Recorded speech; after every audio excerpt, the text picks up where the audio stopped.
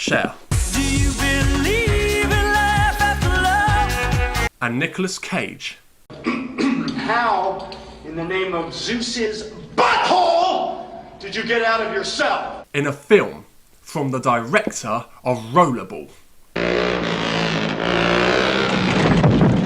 Okay, let's get started.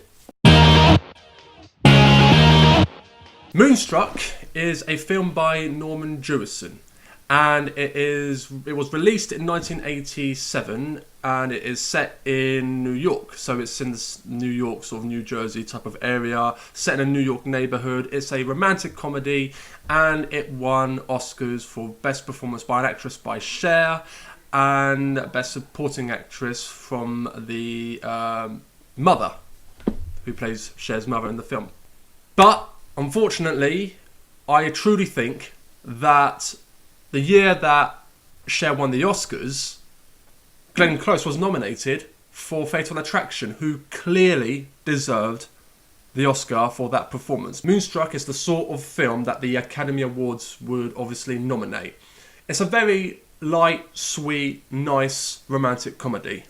But ultimately, it really crosses my mind. When I finish watching that movie, it literally evaporates in thin air within 3 minutes after watching it.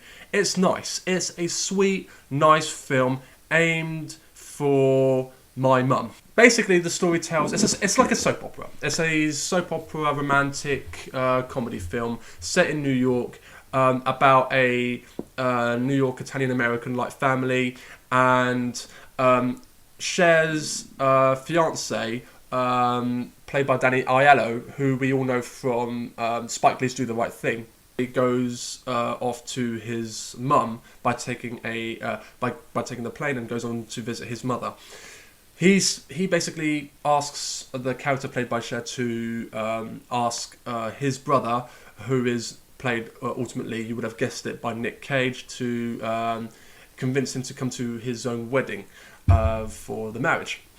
And obviously, from there on then, you could probably guess what happens next. And it literally is exactly as you would have predicted.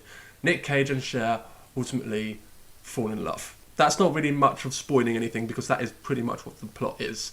And obviously there are side characters like the parents of Cher's character that also intertwine in the story, and vice versa. But again, there is not much to say about this film.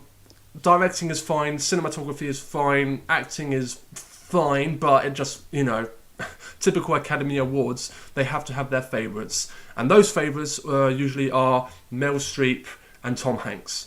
And Cher, since she is widely known back at the time, especially, that she always glamorizes as this really cool, nice, sweet woman. And obviously the Academy Awards would obviously nominate her for her performance and give the Oscar for her performance in a very lightweight, nice, softy, touchy movie such as Moonstruck. Now, I have nothing really much against that film, but I'm a little bit annoyed as, once again, the Academy Awards have to prove that basically they cannot take edgier risks. Sometimes they do. That is a sometimes, but often they don't, because they often choose politically correct movies and films that represent their own country in a good, that deals with political issues such as racism and historical icons and so forth. But a film like Fatal Attraction, or let's say a film by Alfred Hitchcock, would likely not get nominated.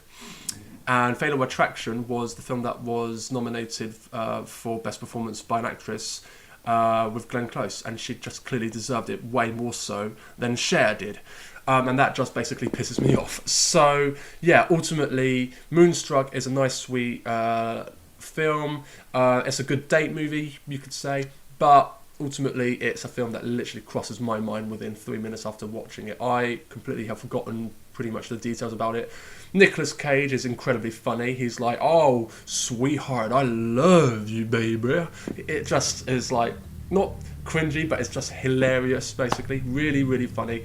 And yeah, that's it pretty much. Moonstruck is a decent film, but ultimately it's forgettable. and predictable in that regard as well. It is widely loved, but for my taste, it just doesn't do it for me. So that's why I give the film a 3 out of 5. So, if you enjoy my review, please put a subscribe and like my video, and voila, thank you, au revoir, arrivederci, ciao.